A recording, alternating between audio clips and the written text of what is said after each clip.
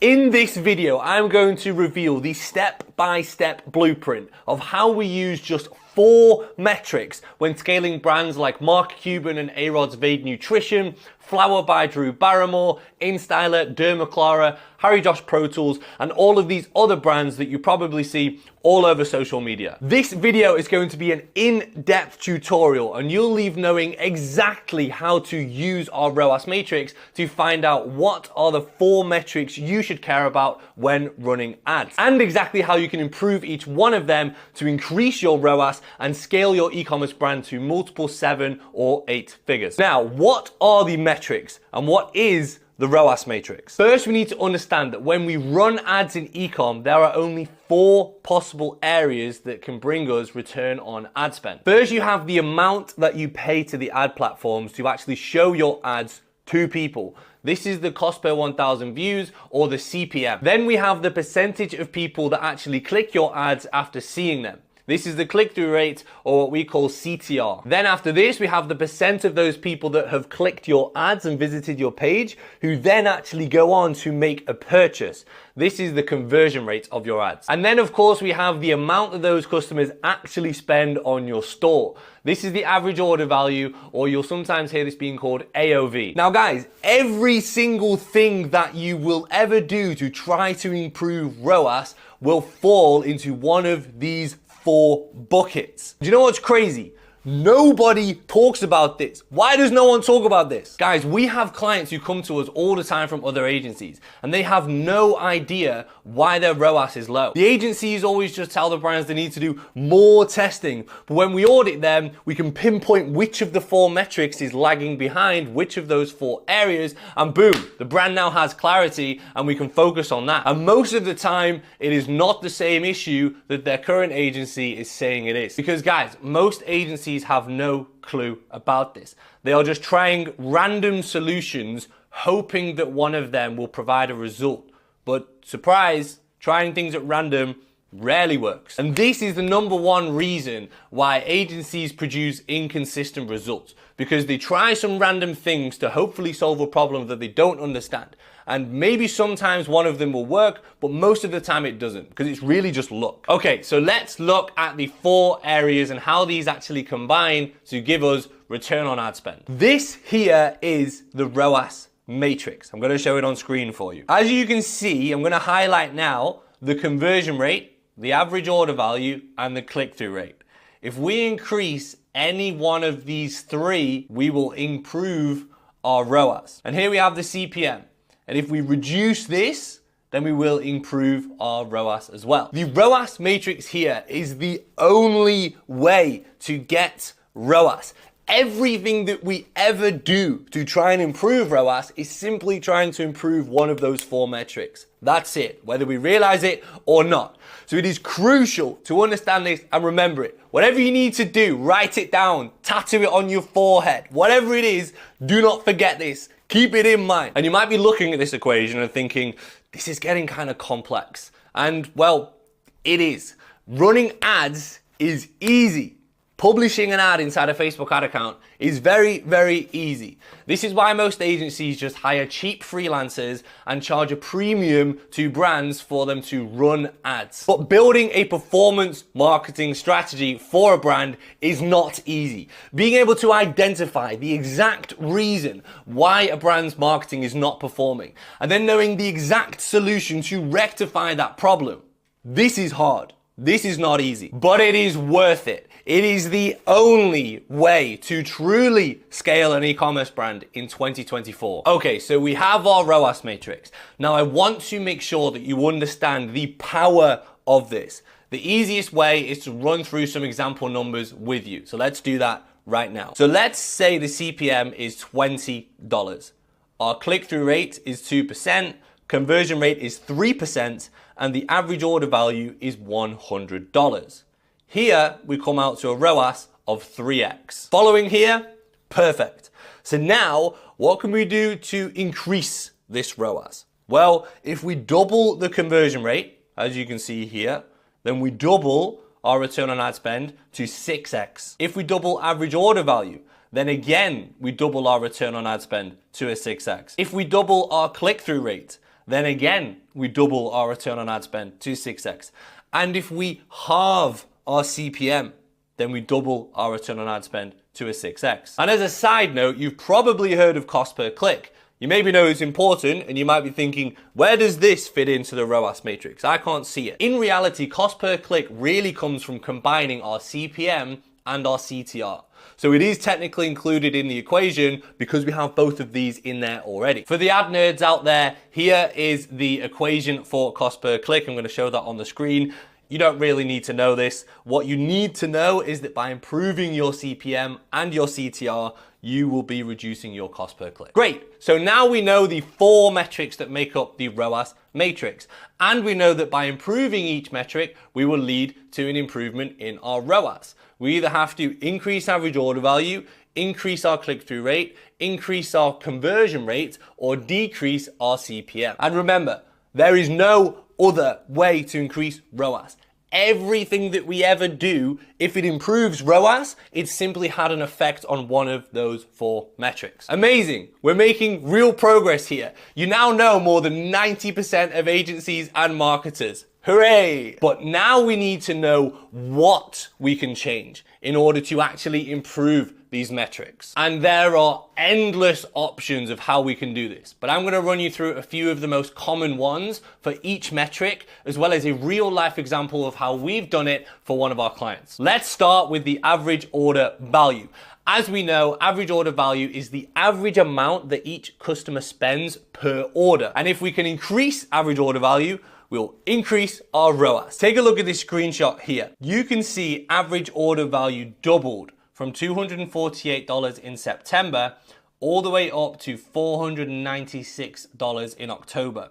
And ROAS went from 1.39x all the way up to 3.32. In this specific example, we had to rebuild the entire marketing strategy for the brand so that we could sell the higher priced products on their store, which weren't selling previously. It was a boatload of work, but as you can see, it paid off and the results were massive. And by the way, I want you to know, it is not easy to increase average order value like this. It is not common, okay? It is very difficult to ask people to spend twice as much as they are spending on your store, especially if they're already spending $248.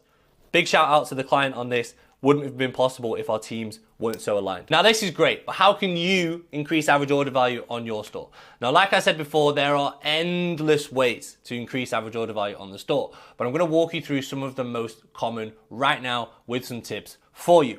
So, like in the example I gave you before, the first option is to sell higher priced products. This is a lot more difficult than it sounds. You might just think, yeah, let's just sell some higher priced products. But really, like I said, typically if you have higher priced products, the people who buy them are going to be a different demographic than the people who are buying the lower priced products, if there's a big difference. And so in that case, you're going to have to completely rebuild the marketing strategy. You're going to have to research this person, understand who they are, the words they use, why they're buying this product, and then build an entire new marketing strategy around this to make that happen.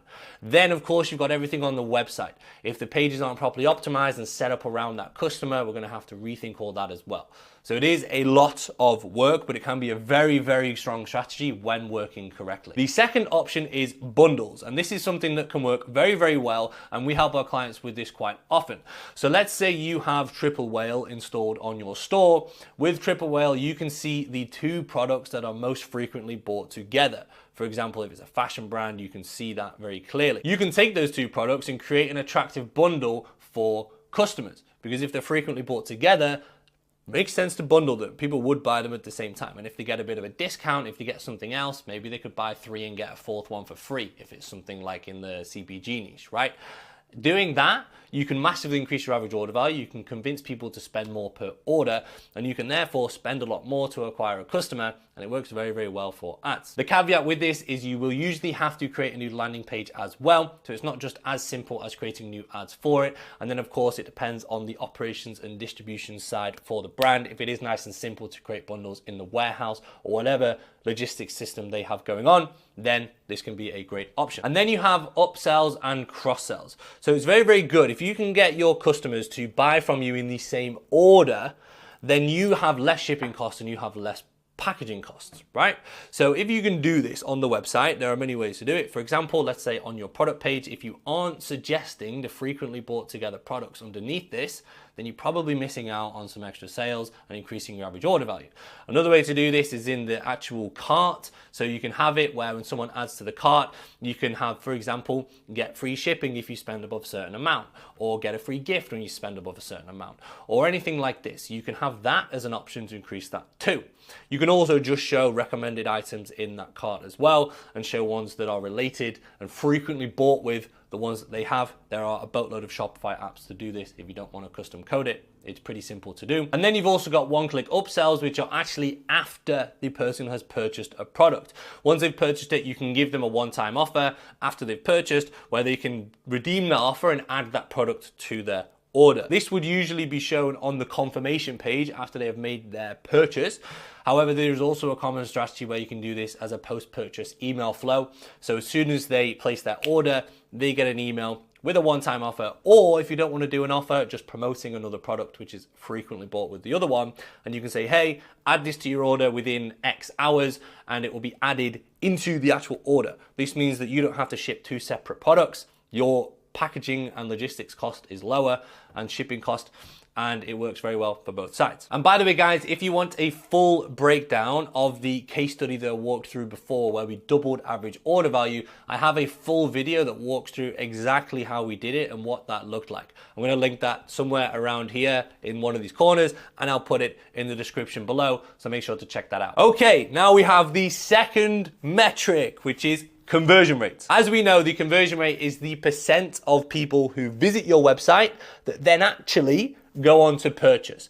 And if we can increase our conversion rate, then we are going to increase our ROAS. Now, there are two main areas when it comes to increasing conversion rate. The first one is what is commonly known as conversion rate optimization, or CRO. And this typically refers to everything on the website. So think things like changing the layout of the site so it's more accessible for customers, building landing pages that sell more, so better copy, better images, talking more about the customer, making it clear what the unique selling points of your products are, as well as things like improving page load speed and all of this.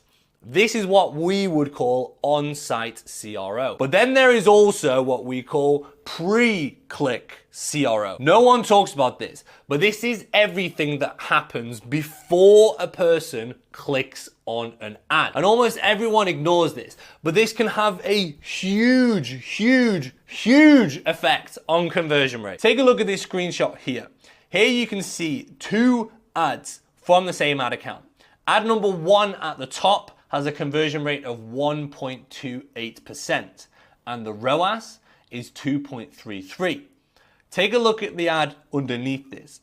Here the conversion rate is 2.54%, so a massive increase, and the ROAS 4.77, also a huge increase. And in this specific situation, we focused on pre-click CRO. So we had to make sure that the ads accurately spoke to the exact people who we wanted to speak to, our ideal customers. At the same time, we needed to make sure that the ads were not misleading. Okay, I see so many agencies who run clickbaity ads with the sole goal of getting as many clicks as possible. So they make crazy claims and talk about things that are never even anywhere on the website itself.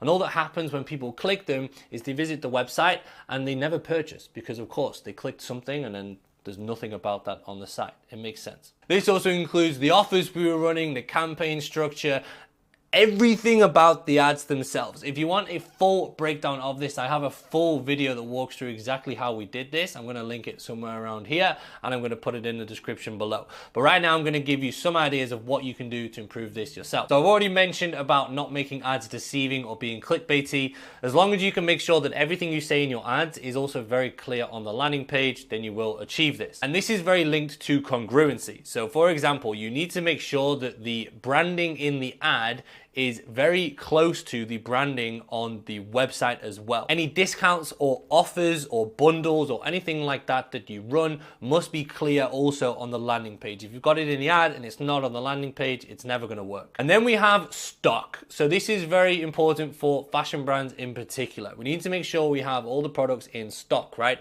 obviously the product we're actually selling, but fashion brands, for example, they might have 6 different sizes for one product.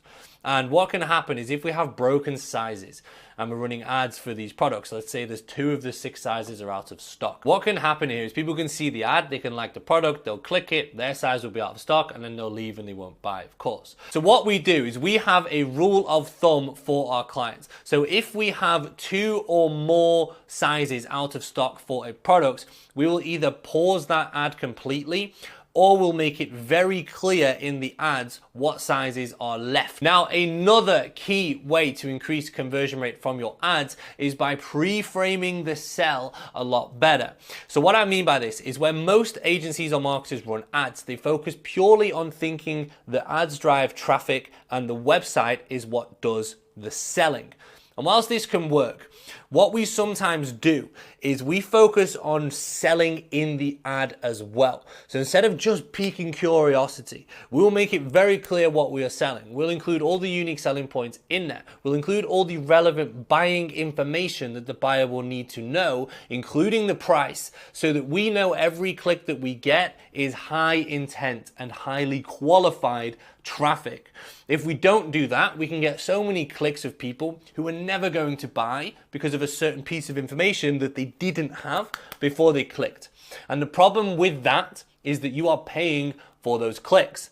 And the algorithm on the ad platforms chooses who to show the ads to based on the actions that those people take. So if we can make sure that every person who clicks our ad is high intent, a high intent buyer, then the algorithm will have a much easier chance of finding more of those people instead of being confused because there's a big mess of people clicking our ads and not purchasing. Now, pro tip for you here. Typically, when you do things that increase the conversion rates like this, on your ads, you can often see a drop in the click-through rate. This is because instead of getting everybody to click, even people who are not interested, you are focusing on the high intent buyers who will buy your product. So less people will be clicking. However, typically your conversion rate will increase more in proportion to how much your CTR will drop. But it's very important to look at this ratio because sometimes that isn't the case. So you will need to find the sweet spot between volume of clicks and high intent traffic and see which one gives you the highest ROAS. And speaking of CTR, that leads us very nicely onto our next metric, which we're going to discuss, which is the CTR or click-through rate. Remember, this is the percentage of people who click our ad after seeing it. And if we can increase this whilst keeping the other 3 metrics the same, we will increase our ROAS. Now, this primarily comes down to the ad creative that we run, but it is also linked to the audiences that we choose to show our ads to also. Now, for the ad creative, we need to make these ads as enticing as possible. Now, so much goes into this. We need to research the ideal customer. We need to understand everything about them, all of their pain points, all of their desires, the exact reason how our product can meet those 2 pain points and desires, as well as the language that they use. We need to speak with language that resonates with them as well. And of course, to do this, we need to understand the product. We need to understand exactly what we're selling and how that works so that we can know how this can fit in with the ideal buyer. And then once we've got an ad which is highly converting, we need to make sure that the people we show our ads to actually see the ad, which means we need to make it scroll stopping. And this is a completely different side. Here, we're mainly focusing on the hook of the ad, which is the first 3 seconds. When we do this, we are usually analyzing the hook rate. You might have heard this also called the thumb stop ratio. And this is the number of 3-second video views divided by the number of impressions. Industry averages say anything above 30% is good. We don't think that's that good. We typically get higher than that, but that's a good number to base it off for your video ads. And that is specifically for video. For images, it's different. We typically find for most of our clients, video does perform better and we run video more than images, but image and static ads are still very, very strong, especially in the middle and the bottom of funnel. But here we need to make them striking, we need to make them stand out, and we need to make them still stop the scroll. So the same ideas that apply to making the hook stop someone's scroll of a video, we can still use that same mindset of trying to make an image scroll stopping as well. All of this means that our ads, one, stop the scroll, so the people actually see what the ad says. And then number two, it resonates directly with that person. The person feels, wow, this is an amazing product. I need to buy this. They click on the ad and they buy. When a higher percentage of people click the ad, we increase our ROAS because more people are coming through the funnel and purchasing from the same ad spend. However, be careful here. Like I said in the conversion rate example, many agencies simply just chase the highest CTR possible and end up creating ads that are deceiving or misleading. It's very easy to make a very big, bold claim that pulls in a lot of traffic, but when they visit that landing page and there's nothing on there, they're not gonna buy. So don't blindly chase a high CTR. You need to make sure that it's still relevant and makes sense to your buyers. If you wanna see this in action, take a look at this screenshot here. First, look at the ad on the bottom. This ad here has a 1.89% click-through rate. And you can see the ROAS is 3.28x, which is still pretty profitable for this client.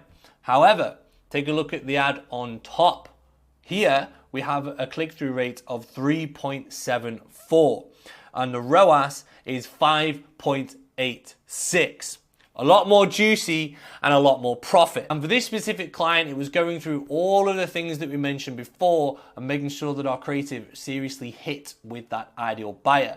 If you want to see a full breakdown of that case study, we have a video that goes through it. I'm going to link it somewhere around here and I'll put it in the description below as well. So make sure to check that out. And finally, we have our CPM. This is the last metric of the 4 in the ROAS matrix. This is what the ad platform charges us per 1,000 people. And remember, the other 3 metrics we want to increase. The CPM we want to decrease to increase our ROAS. Now for the ad nerds out there, we do use CPMR, which is the cost per 1,000 unique people reached. This is 1,000 unique people instead of 1,000 total views, which could have the same people viewing the ads multiple times. But anyway, to explain all this, I'm going to share a story with you. So grab your cup of coffee and let's go. Back in the glory days of Facebook, think 2015 era, we could easily manipulate the CPM on Facebook, mainly by running engagement campaigns. When we'd run these campaigns, they'd be super cheap, but everyone would be engaging by commenting, liking, sharing the post. Facebook would see this and it would think that we are running ads that people love. And Facebook wants to promote a positive experience for its user base. If people have a positive experience, they're more likely to come back and they can continue selling ads to this person. So in that time when we ran engagement campaigns like this, Facebook would see a positive user experience and it would reward us with lower CPMs. Then everything changed. It stopped working. We'd run engagement campaigns, we'd see no change in CPM. CPM suddenly became a black box again. Everyone didn't really know how it worked, what Facebook decided to charge us based. We knew that competition came in it somewhat, so if an audience is more competitive, then they would charge us more, but we didn't really know what we could do to bring that number down if we still wanted to target those same people. That was until myself and my team had an idea. It was more the team really, not me. But we thought there are influencers who get millions and millions and millions of views for free. So if we can make our ads look like that, maybe Facebook might like that. So we decided to try it. We got some videos and instead of going a bit more like we usually would, we decided to make them look a lot more like organic viral videos. We launched them, we didn't really know what was gonna happen, and then boom, the first ad account we tried it in dropped CPM from $36 all the way down to $18. Our minds were blown. Take a look at this screenshot here. Look at the ad on the bottom. Here you can see this ad had a CPM of $36 and the ROAS was 2.5x. Not too great for this client in particular. Then look at what happened when we dropped the CPM to $18. The ROAS jumped up to a 5x. X. A lot more profit, which is exactly what we want. And I didn't go super in depth on this one because I do have a full video which breaks down this exact case study and how you can do the same, which is probably going to be somewhere around here as I'm talking, or it'll be in the description below. So make sure to check that out. But the key takeaway here for CPM is that the algorithm still works in the same way. It still wants to promote a positive experience to its user base. What it seems is that it's realized that if we run engagement campaigns, it's not really producing a positive experience for the users. So the only way to actually do that is, well, to create a positive experience for your users and get real likes and real shares and real comments. And so that is the way to reduce CPM now. You need to focus on making your content as engaging, as enjoyable to watch, or as controversial to watch as possible. Anything that generates engagement. So go and look at viral organic videos in your niche and take some ideas from there, and you'll start to see, okay, maybe I can include these in my ads, and then you'll see your CPM start to drop. And guys, here's a little trick for you.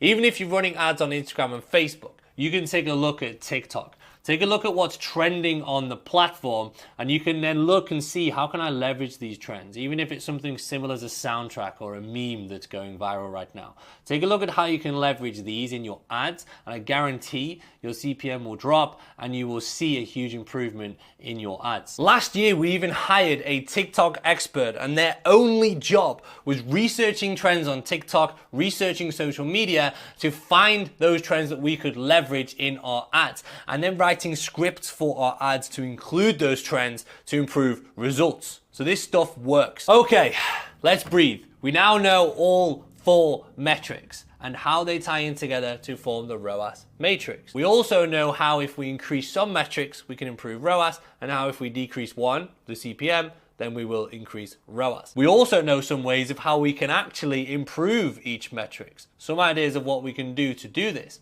However, we are still left with the very important question. If I've got all of my 4 metrics here, how do I know which of the 4 I need to focus on to improve results? And in theory, you want to improve all of them, right? However, there is probably 1 or 2 that is bottlenecking the whole thing and stopping you from scaling. And if you can focus on this specific bottleneck, you will be able to improve results way faster with way less time and money investment and scale your store. For example, let's say we have a click-through rate of 1% and we're only getting a 2x ROAS.